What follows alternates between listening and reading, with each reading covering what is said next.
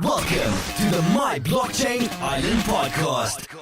For all the latest info on DLT, blockchain, startups, Malta, and beyond. Here's your hostess, Carla Marie. Hi everyone. In today's episode, we will be discussing the tax position on ICOs within the Maltese framework with our special guest, Chris Grech. Chris is an accountant, CPA qualified, with a special focus on technology, financial markets, and blockchain. But before we get started, here's a quick word about our sponsor. Today's episode is sponsored by Talent XD. Talent XD is a boutique recruitment and talent advisory house specialized in iGaming, esports, financial services, and blockchain. For more information, check out talentxd.com. That's talentxd.com. Hi Chris, how are you? Hello Carla, I'm good. Welcome to the show. Great to have you here. Thank you for having me. Good. So, Chris, I read your article in the Times of Malta a few weeks ago and was completely intrigued to discuss the points of taxation on ICOs.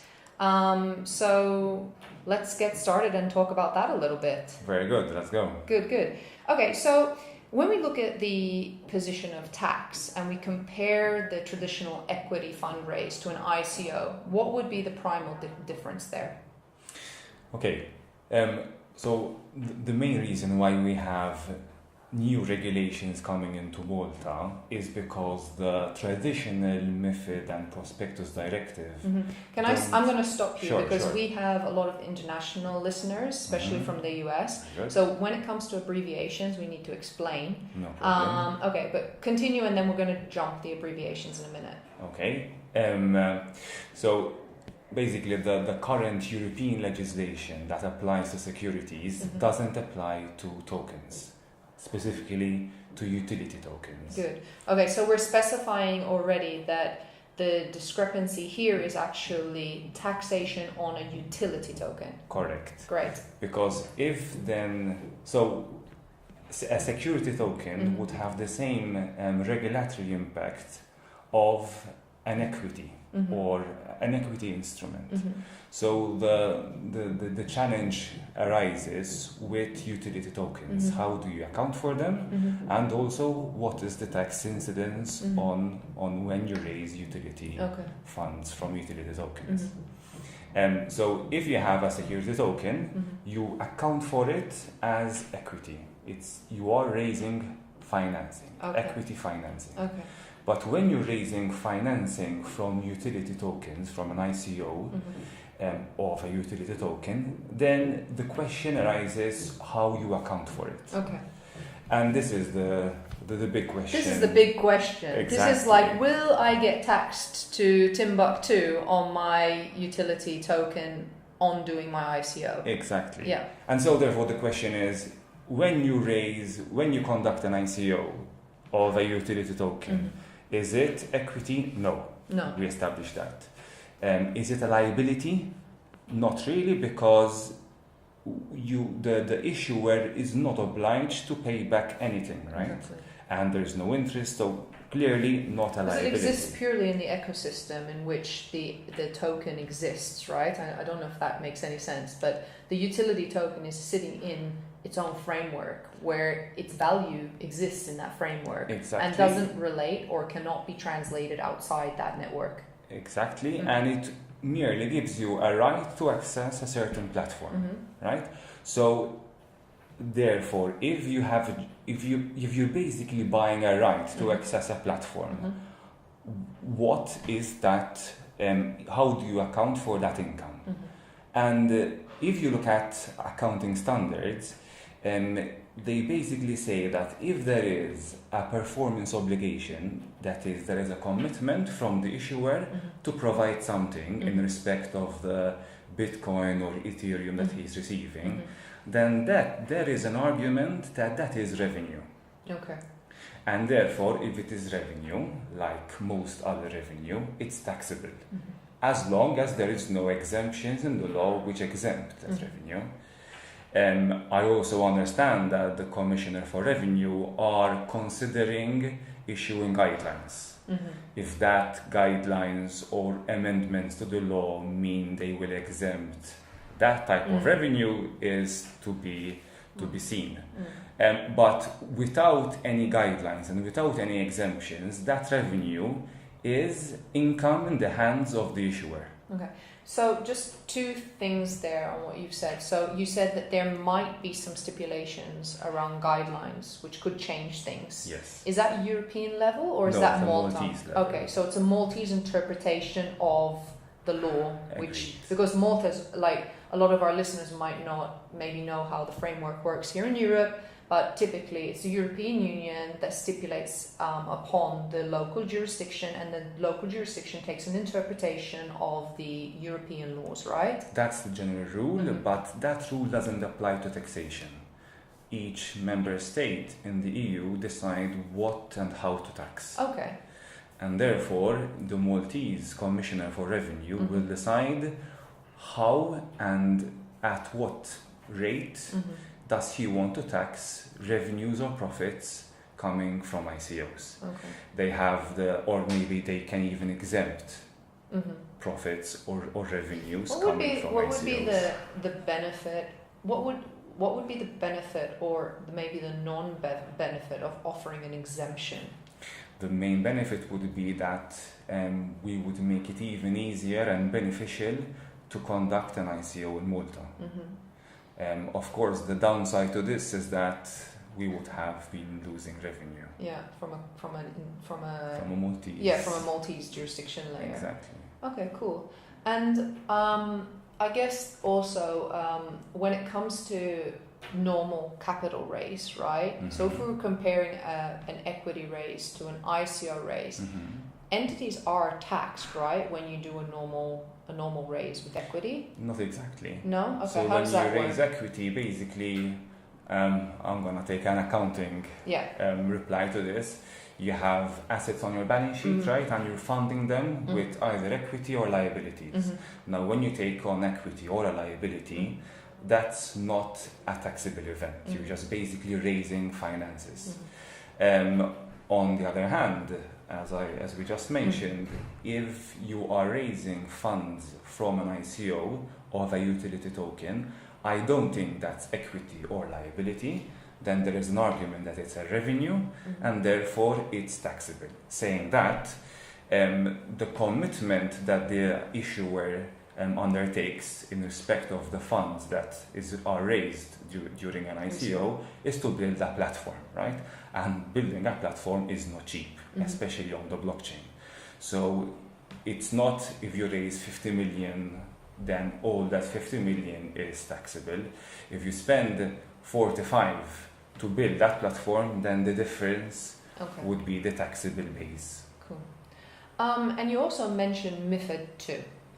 Which is again another very European kind of term. Can we just jump into how MiFID II relates to this scenario?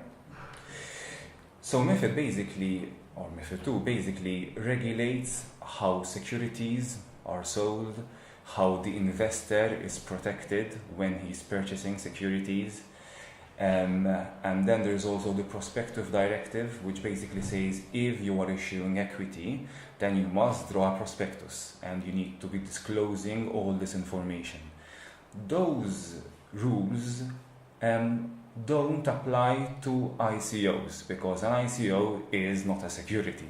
And this is the big lacune, right? The big issue we had in not only in Malta but across the world.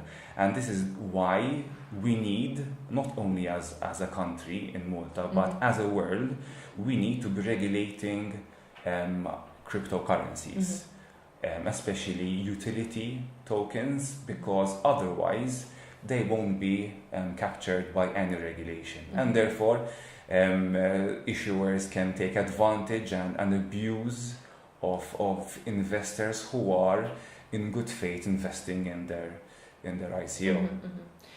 In your article also you talk about an example of arcade games and how the relationship works in that scenario. And I think at this stage we are kind of repeating a little bit in what we're talking about, but the more we repeat and give more examples, I think it kind of builds a clearer pattern for listeners who might not be as competent as yourself when it comes to taxation, and myself included. So we talk about the first part being a contract, right? Mm-hmm. And that's the white paper, or what you define as the white paper. Correct.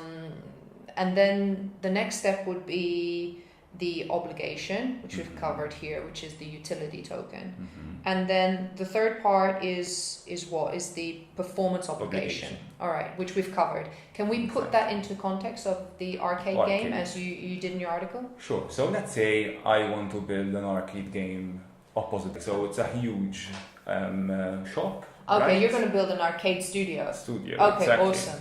So people will be able to come in and play with whatever game they want to play. They can even play with Microgenius, right? Mm-hmm. Or PlayStation, or any other game, which Ping pong, the works. Exactly. Okay. And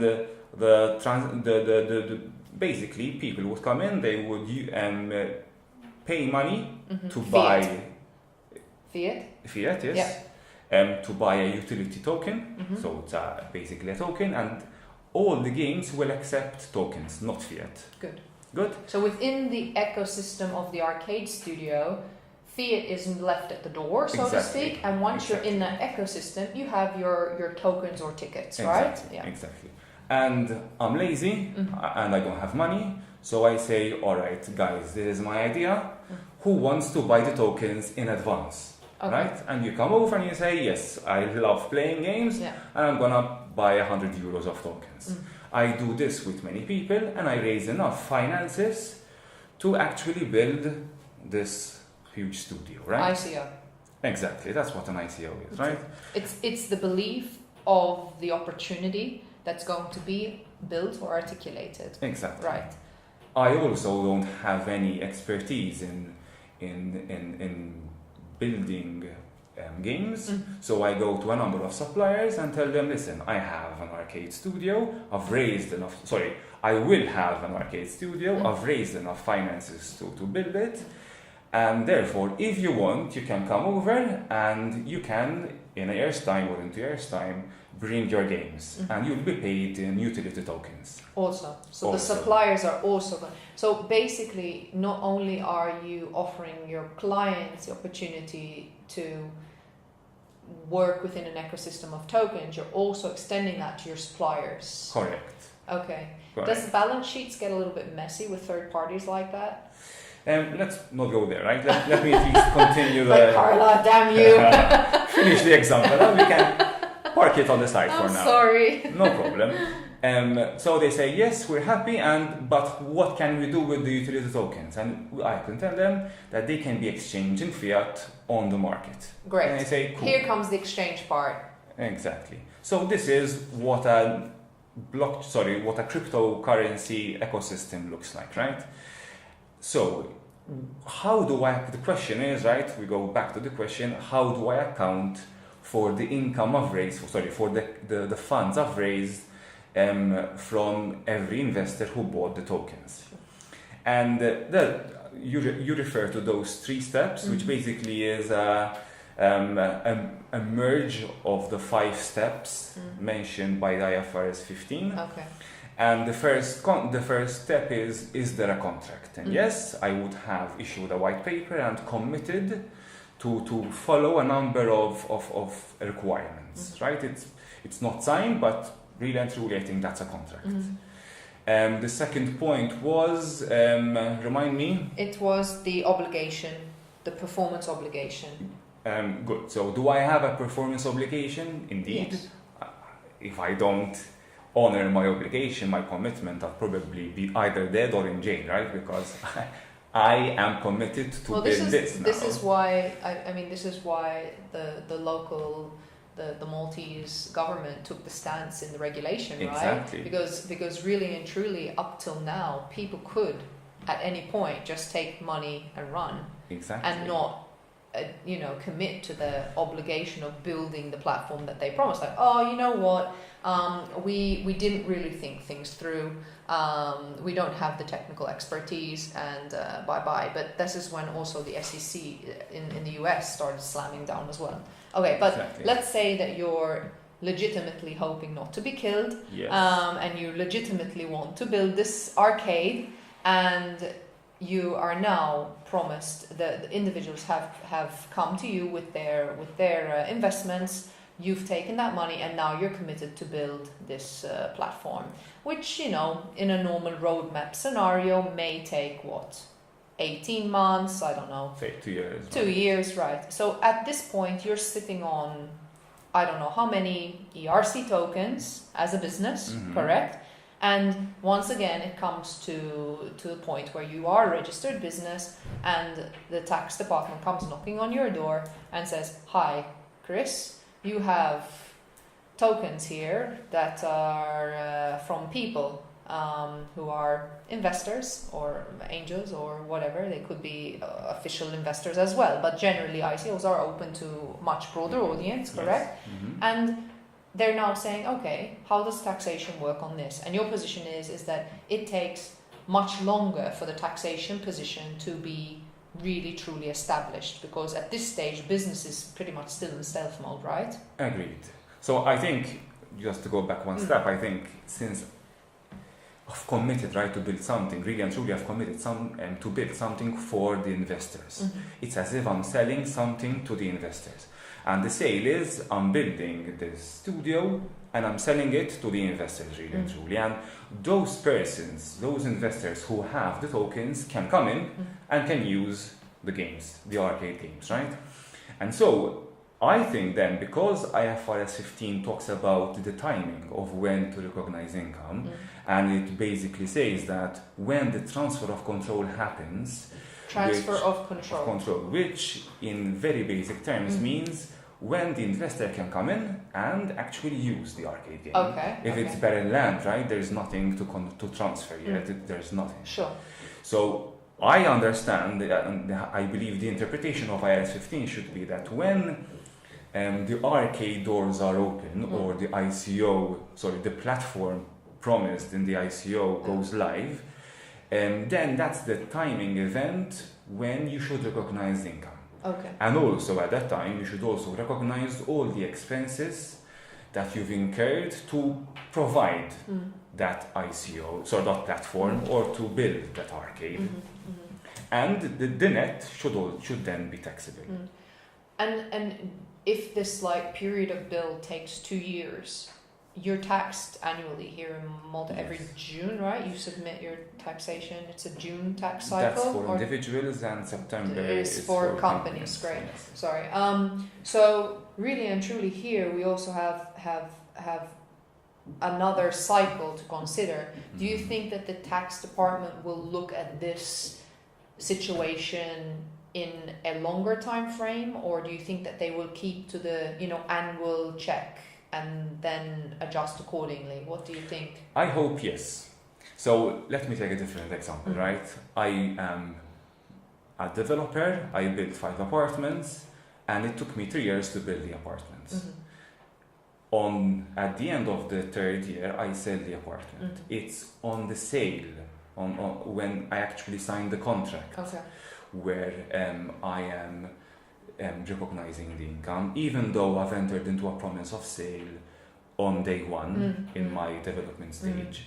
And likewise, I hope that the income tax department will take a similar approach, because it's basic accruals concept.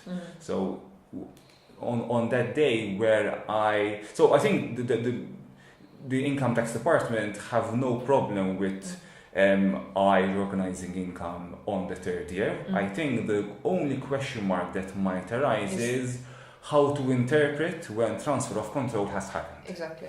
And transfer of control being the ability to actually transact within that ecosystem, right? Exactly.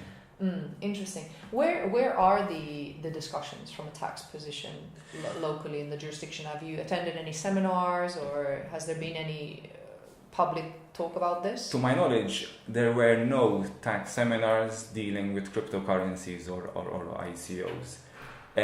But I also understand that the Commissioner for Revenue is considering issuing guidelines. Okay. I'm not sure what that would mean, though, whether it's a clarification of this discussion or whether they will go one step further and treat certain income as exempt. That wouldn't be a guideline, of course, that would be a legal notice which would be passed by the Minister. Okay. And is there any tax position or situation for the individual participating in the ICO at this stage? Good question.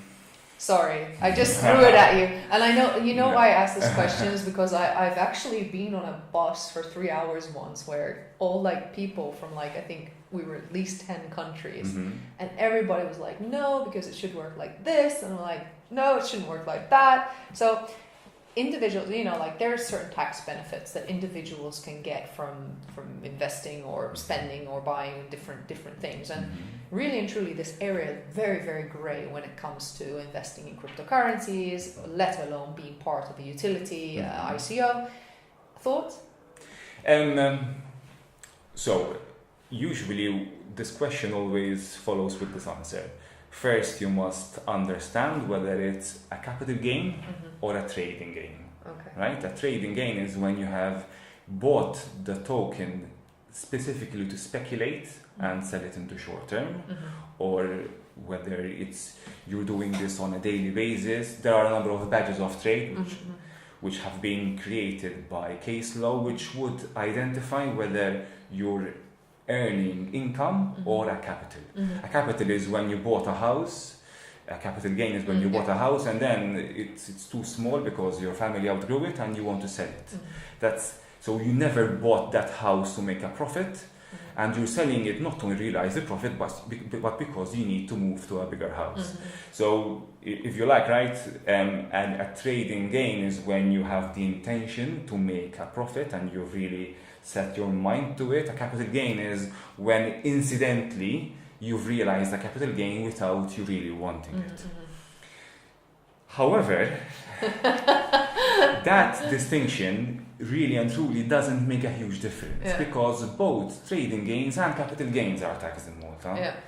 With respect to capital gains, not all capital gains are taxed, however, but I understand that crypto assets fall within the definition of a capital gain. So, just to clarify a bit on this, if I bought an old piece of furniture and because now I don't like old furniture anymore, I want to sell it, that would be a capital gain which would be exempt because it doesn't fall within the scope of Article 5 in the income tax rules. Great. So if anybody really wants to geek out, it's Article 5. Go to Article 5. But I understand, and it would be good to, again, review the definition of what's a taxable capital gain in Article 5, but from memory I understand that it encompasses financial assets such as crypto. Okay. Wow. All right. So if I invest in your, I'm Carla, and I want to invest in your arcade game because I like to play arcade games and I plan to go there every Sunday with my family, right? At this stage, I have come to the front door, I've exchanged my fiat into crypto, and now I am able to spend my fiat in your ecosystem. There's no potential gain or anything from that scenario, correct? So that's just like me going to the supermarket and buying some groceries. And leaving the door, out the door. Good. Okay. What about the other side of the coin? Because I think we were touching on that with the financial trading. I mean, I know a lot of people who've like ridden the arbitrage wave for quite some time now, and now it's becoming less lucrative, of course, but some people are really good at it. How should one measure the potential income earning upon trading, and how would you report that? Okay, so let's say you, Carla, bought the token because you love playing games in arcades, right? and someone convinced you that you should stop doing this. And after a year, you decided to sell these tokens. You paid for 10 euro cents for each token, but because everyone is so enthusiastic about playing in this arcade, people are ready to pay 50 cents. Great. For a token. You're the best arcade in Malta. Exactly. In that case, I think there you've made a capital gain because really and truly you didn't buy it to make a profit. But it wasn't exactly. It wasn't intentional, right? Exactly. But you made a capital gain, and insofar that the capital gain arising on utility tokens fall within the scope of Article 5, then it's taxable. And the gain is easily identifiable because it's 40 cents. The difference between 50 and 10 cents. Just basic mathematics. Exactly. Okay. All right. Cool. I mean, that makes sense, and I think that once a utility does become traded on exchange, then it pretty much applies to normal trading laws, right? And then taxation on trading, absolutely. All right, cool. Chris, is there anything else that you think our listeners should maybe know about, tax in Malta today versus tax, how it potentially might be, or just general tips and tricks of how to navigate tax in Malta? In this regard, I think there is something you didn't mention, VAT. True, and I didn't want a separate whole discussion. Yes. True, but we can quickly touch on it. Yes. Is it still 18% for such scenarios? It's not that easy, right? Oh damn! So, with all the situations I've encountered so far. ICOs, even in Europe, seem to be treating the issue of tokens as exempt. Issue of tokens as exempt. Okay. Which bugs me a bit, to be honest. Well, exactly, because if I was walking into a supermarket and spending my fiat in a supermarket, there's still VAT applied there. Or maybe not it's a restaurant, for example. You would still be charged VAT, no? Yes. But when is the VAT event happening? Is it when you're buying the token or when you're actually dining out? When you're actually, I don't know how we refer to it here. We say it's the performance obligation. So is it when you exchange your fiat or is it when you conduct the performance? Okay. Big question. That's why I think the Commissioner for Revenue should be issuing guidelines there. Interesting, because that completely changed the scope of when and how your VAT applies. That's a tricky one, huh? That's a very tricky one. That's a tricky one. It will be interesting to see how some people creatively go around this, and I think in the next couple of months, and I'd say in the next year, we're going to see some very interesting P&Ls. And very also interesting tax interpretations. My interpretation is that because there's a performance obligation, right? So there are the 5 questions that one must answer to understand whether to charge VAT or not. And I believe one of them is whether there is a supply with a consideration. Okay. In VAT terms, which basically means the same thing like a performance obligation. Am I agreeing to provide you a service against money, or is it a donation? Okay. Clearly, it's not a donation, right? So I wonder how many people will try and define it as a donation. I wouldn't be surprised. I'm just donating my money to go and play some arcade games. Exactly. It's just I just like to do it. It's just like going to donate to the church for some fireworks. But that's a very good example, right? So when you're donating, let's say I'm walking by and there's someone playing the violin, right? I donate my money, but my donation doesn't change what the violinist does usually, because and if I'm donating money and he plays something, even the passers-by who haven't paid hear the same thing. So clearly that's a donation, and I believe, and there was a case on this, I think in Netherlands, where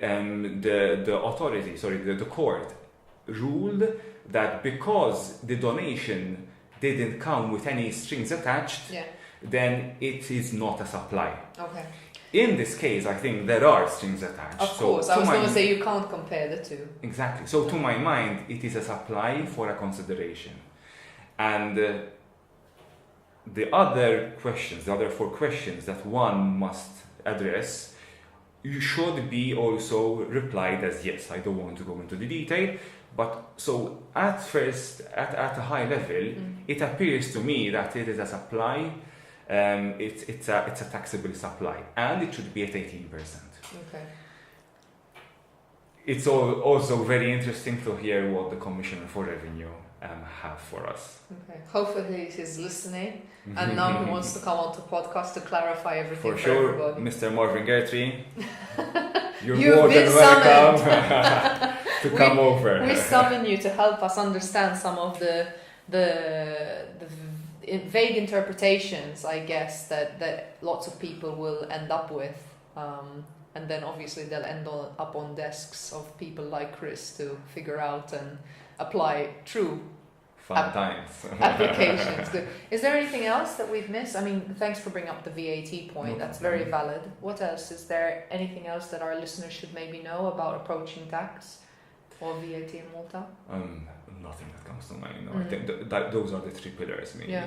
The income tax, and VAT. And if they're looking for more information, where maybe could they look?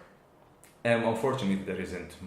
It's very much stuck in articles and so on, Exactly. like actual publications, circulars coming out of the IRD, I imagine, Exactly. right? So there are no laws, nothing which is specific to crypto yet. So it's just an interpretation of the current legislation, unfortunately. And Article 5 can be found In the Income Tax Act, chapters 1 to 3 of the laws of Malta. Okay, great. Which you're going to provide me the link, and I can add that to the show notes for people who really want to read laws.